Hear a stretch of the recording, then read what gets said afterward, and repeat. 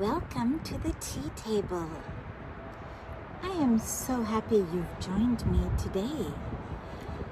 And we're still in the glorious month of June.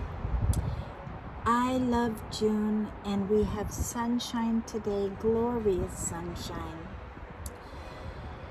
And I don't know if you can see the blue skies behind me, but we are so happy to have this sunlight coming to us after all these months of rain. Well, I always feel as long as I have June, I have all summer. And then once June is gone, we have to be very protective because July goes so fast, and then we have August. And I want to fully embrace summer, which I know all of you do also. Well, if you haven't gotten your tea yet, please pause and get your tea. And this is my little tea set for today. It seems like June. It's a milky white. And I have a special cup. Oh my, this cup. I don't know about you, but I love whenever something like a piece of china has a special painting on it, and it's rather rare. This is an English cup, and do you see what that is? It's the White Cliffs of Dover, and maybe you can see it better on the teapot. I have little drips of water coming down because I washed it. And it has the White Cliffs of Dover, so famous in all of British history, and songs have been written. And I just love this cup, so we are going to pour out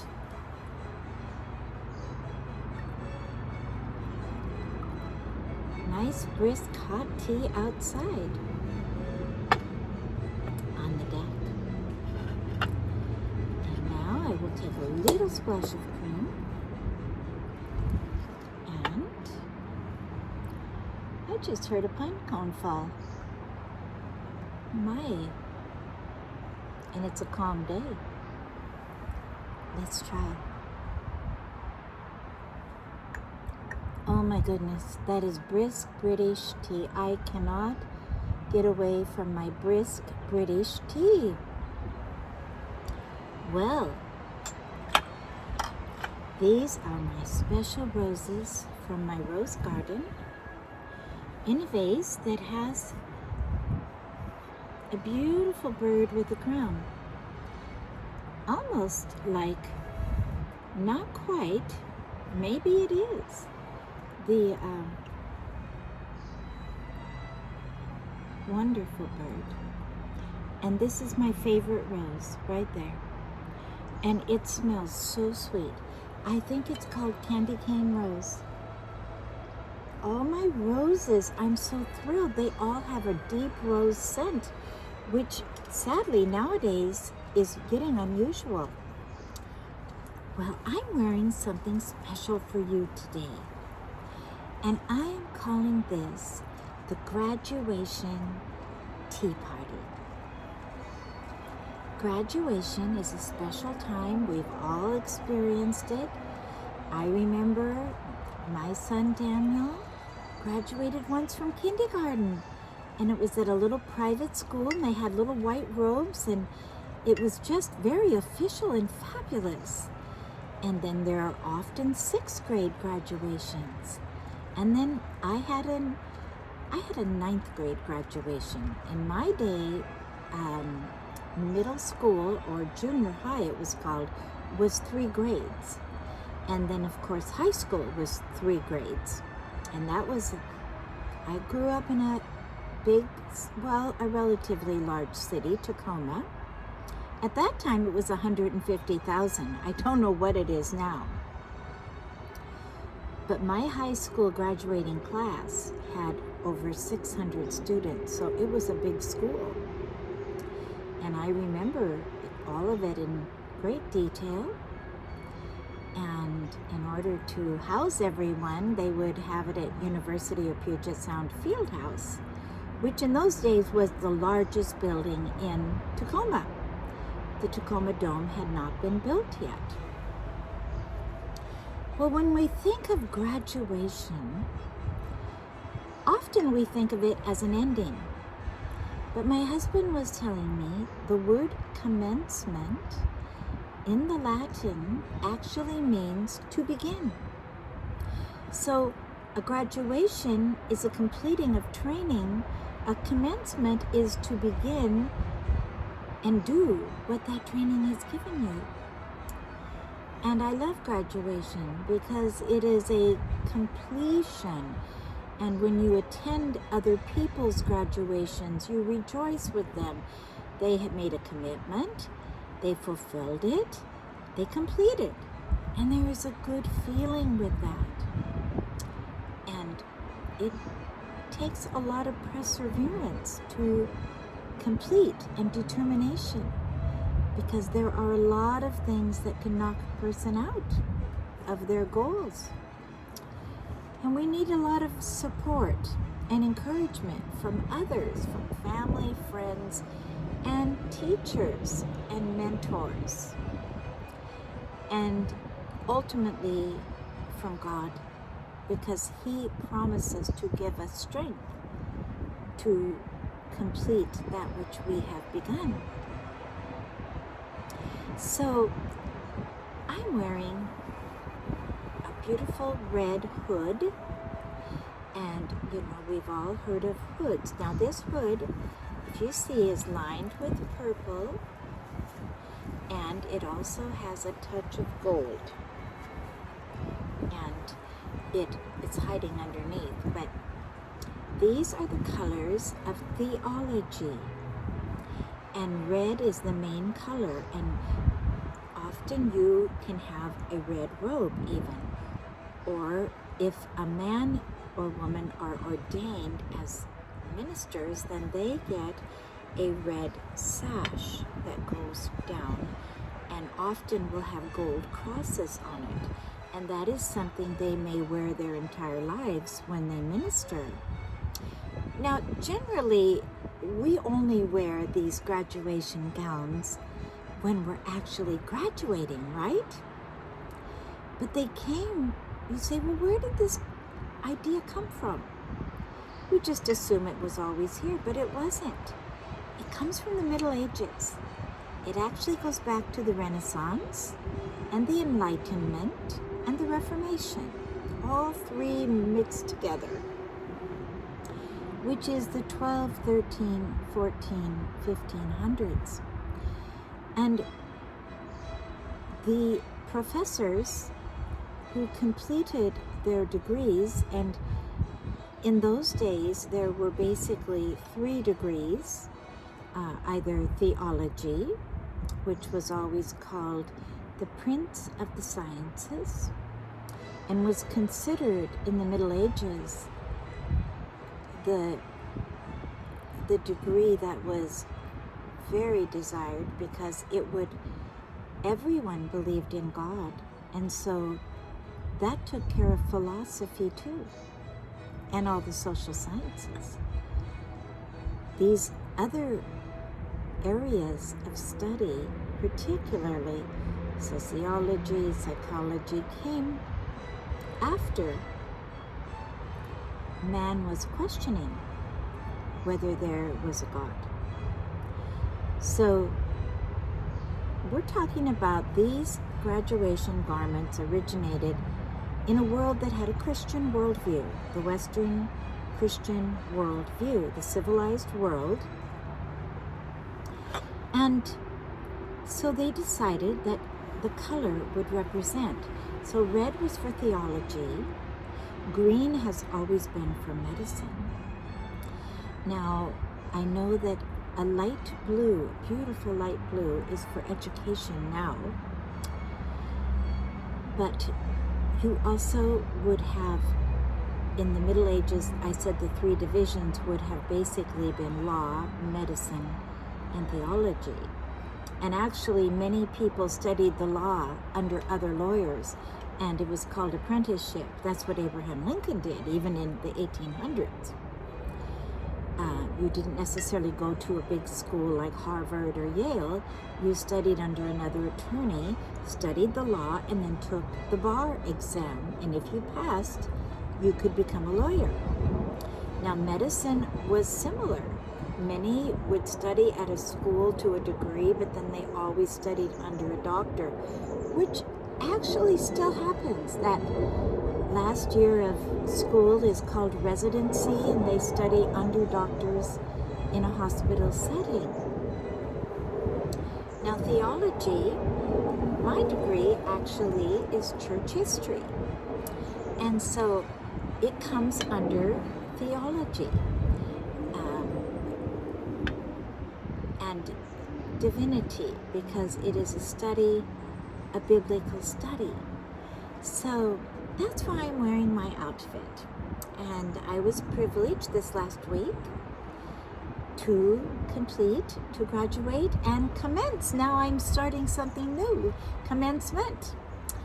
And I wanted to have on this Tea Talk my advisor and my mentor, Dr. Joseph Schultz, but I couldn't arrange it yet, but I will have him on before the end of summer, because I want to introduce him to you, and I want to get some of his insight into church history, study, education, school, because he has worked in the field for over 35 years. And actually, he and my husband went to seminary together in the 1980s.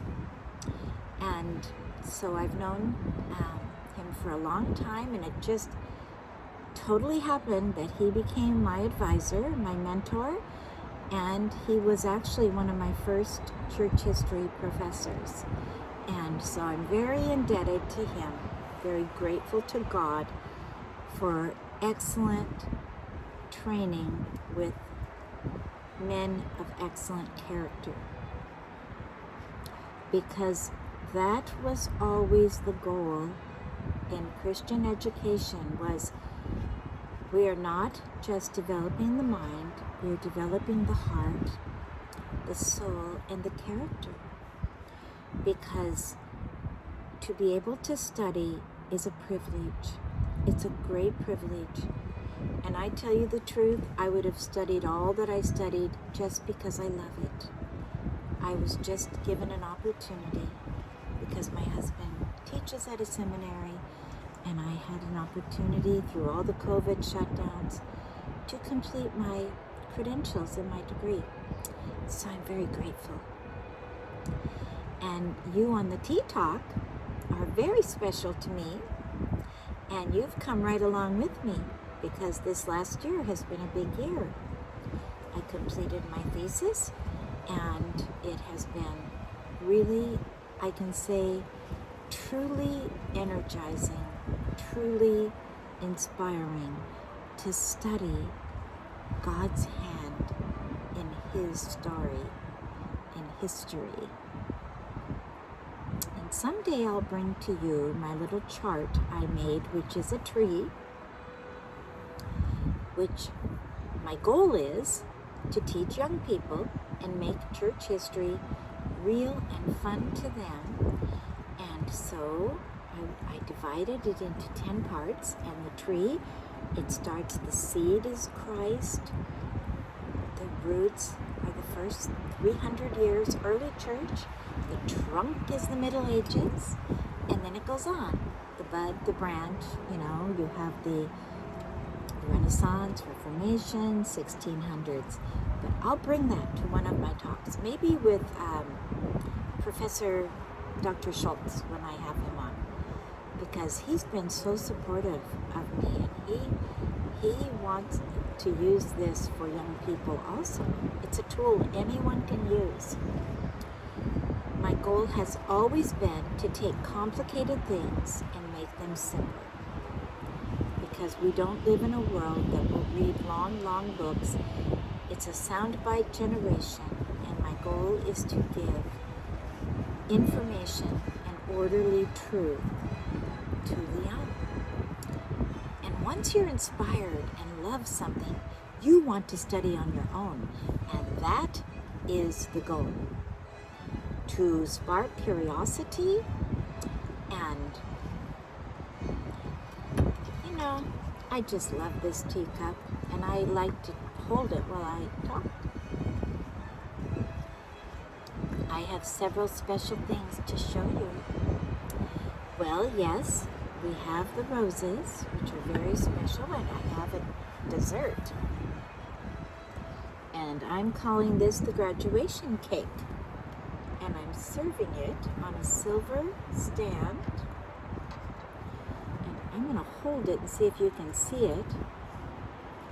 It is a coconut cake with a little bit of cream on top. It's on a white plate with gold trim. And then to give a little bit of color, I put it on a pink plate. Just for the tea table. Just for you. Because my mother used to say, we eat with our eyes. It is important to see color and beauty. Put that right there, and then I'll put these roses here. Well, I have a few other items. One of my dear friends, Jamie, sent me these as a gift. And what they are, well, she sent me 2 items. These are the napkins, and they're tea napkins. Look at those beautiful cups. Aren't those darling? Pink again. These are little spoons, either teaspoons or ice cream spoons, and each one has a different china design of flowers. I don't know if you can see. And I have it in a little Bavarian glass sugar bowl. Isn't that pretty? So I just kind of set it like this on the table. And if people had a little sorbet, which I make homemade sorbet, so easy to make. Frozen bananas or frozen fruit and a little bit of a vanilla powdery protein shake and ice cubes or freeze the fruit, and it goes into this beautiful sorbet. No sugar, and these spoons are perfect for the sorbet. So I will serve that on one of my talks for you and show it to you. Now this hood is kind of hard to handle because it keeps sliding. But I thought of, hood, we talked about this before. This is a graduation hood. Well, this is the other thing. In the Middle Ages, and for many centuries after, in fact, until about 100 years ago, all teachers wore their robes, wore their hat, which showed what degree they had, who they were, what they had studied, and that was their uniform. Like in the military, they wear a uniform. Well, this was the uniform for the school, the scholastics.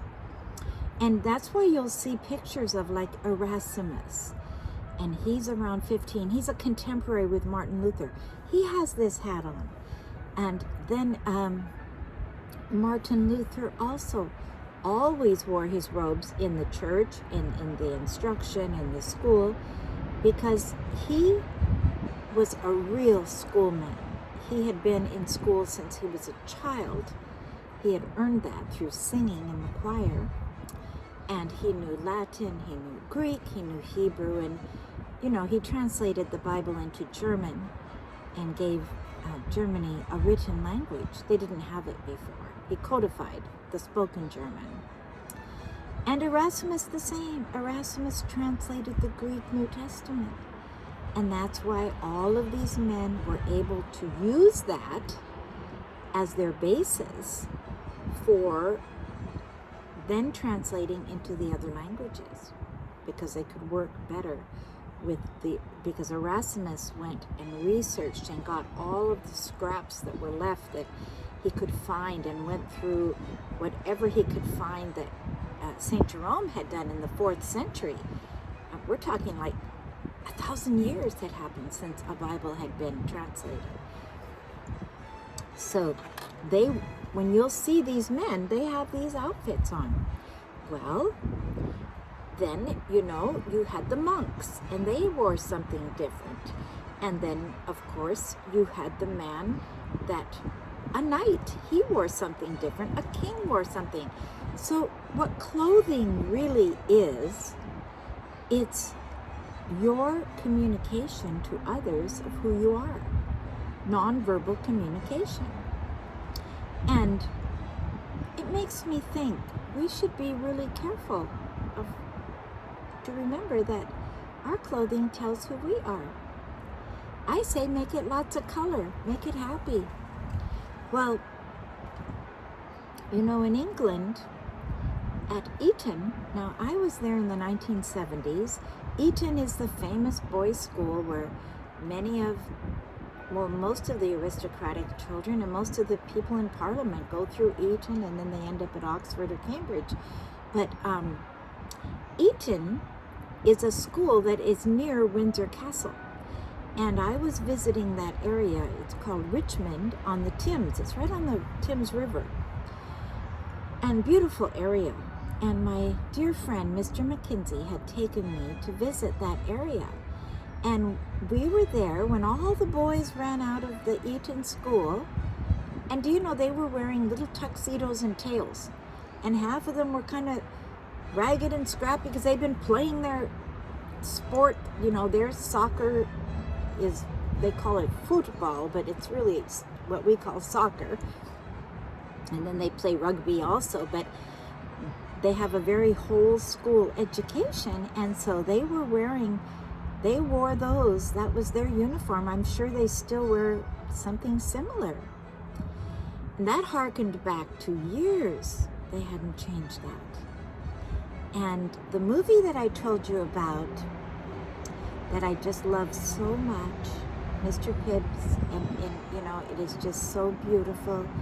And he is, that movie, the 1933 movie of that, might be 35, he's wearing this kind of outfit when he teaches. It's a story about a teacher in a boys' school, and it's Mr. Chips. That's what it is, Mr. Chips. Now there's modern versions, but you want to go to that 1933 or 35 version first. That I haven't seen the other one, but that one is so good. And it is filmed in the school with the boys. And he literally lives through 3 generations of boys. He's there. But this is what he wears when he teaches. All the teachers wear this. They wear their cap, their gown, and their hood, telling what their degree was in, where it was from. And it probably, many of them tell more, perhaps some of them would tell what school they were from by what they're wearing. I don't know, because if you look it up online, it's very complicated and there's a lot written. But in modern times, like I said, I knew a medical doctor and he had a green robe, not just a green hood, but a green robe, or they'll have green sashes. So there's a variety, but the color remains. Well, before we close off today, our tea talk, I want to tell you what I'm thinking of doing for summer. I thought, I've read so many deep books, wonderful books this last year, but I want to have some fun summer reading. So I pulled out Anne of Green Gables. Well, no, this is Anne of Avonlea. That's the second one in the series. Now, you may think this is funny for me to want to read this, but Nancy Drew, I just want to read something fun. And I pulled out a Hardy Boy. These are my kids' books. Then I pulled out Little House in the Big Woods, which is Laura Ingalls Wilder in Wisconsin. Now, I also found a book, and I will be honest, I've never read it. I know it, I've seen the movie, and I know the story, but I've never read the book. Robinson Crusoe. And do you know, this book is so significant. This man was in his 60s when he wrote this book. He had written other things, but he never was successful. This book took off. And it's about a true story, really, based on a true story of a boy from Scotland. And it's a wonderful book. And later, the books like Treasure Island that Robert Louis Stevenson wrote and all those books, many of them got their ideas from him, because this is based on true story. Buried treasure in the Caribbean and the ships. I can't wait to read this one. Now, this is another book I've never read. Okay, this is a child's version, Great Illustrated Classics, The Phantom of the Opera. But you know what? I love this series of books, Great Illustrated. It's simple, but it's going to get me through, and I'm going to read it, and then if I love it, I will read the real book, the full book. But I've never read it, so I'm excited, and I don't want to spoil it. I'm not going to let anyone tell me. Okay, now this is for my I got to move this table just a touch, move my tea. Someone very special sent me a gift this week. And it was such a special gift. And she said, I really saw this and thought of you and want you to write your story. Well, so I found this wonderful wooden box. You see it? And it's like this. It opens up. What's inside? Let's see. It goes all the way back. See? This is what's inside. The story of my life. It's a blank book with questions at the top that give me hints of what I should say. And I thought, I'm putting it in this box. Here's my little golden feather and a special pen. It has right there to keep my place. And then when I want to write, this becomes, see it's slanted? I can write here. And yet I can keep this all in one place, organized, and maybe do a little bit every day. You know, I find that is the best way. You think you're going to do it all at once, but it becomes arduous, and then you get a little bit tired. So it's better to try to do a little bit at a time. And this way, I'll tell you what this little wooden box reminds me of. It reminds me of two great people in history. One, Thomas Jefferson. He actually invented a box like this. He's 17, of course, American Rev, 1777. He did not like to waste time, and he had to spend so much time on his horse, riding from place to place. He said, I'm going to make a box that'll sit on my horse, and I can write, because he was a writer. He could think best when he was writing. And so he wrote, and this hood is, man, I don't know how people would wear this all day long. I guess there's a way to figure it out. But anyway, he would ride on his horse and then put the papers inside to keep from the rain, and probably have some kind of a leather something over it. Well, do you know who else did that at the same time? John Wesley. He was a circuit riding preacher. He was born in 1703, and he rode that horse until he was in his late 80s. He rode the horse the last week of his life. In fact, the only reason he died was because he went riding in the rainstorm to go help one of the parishioners that was having a disagreement with another one. And he caught cold and he died. But he was riding his horse, and he did not want to waste time. So he would have his writings and he'd write his sermons and his ideas in the little wooden box on the horse. Now, if they can do that on a horse, can't I do that at my chair? I just thought it was a fun thought. Well, I just appreciate each one of you so much. I appreciate your comments, and I appreciate your enjoying the tea talks, because you are the people that make it work. I'm doing this for you, for all of us, so that we can be inspired to help other people, to give God's love to as many as we can. Well, if you've enjoyed this talk today and you would like to share it with someone, please go to my YouTube channel, push the subscribe button, the notification button, and the share button, and the like button. I guess it's all four, and then you will automatically get notifications. But if you know someone that you think would enjoy this tea talk, please share it with them. Well, thank you so much for joining me today, and I look forward to meeting you and seeing you next time. Happy rest of June.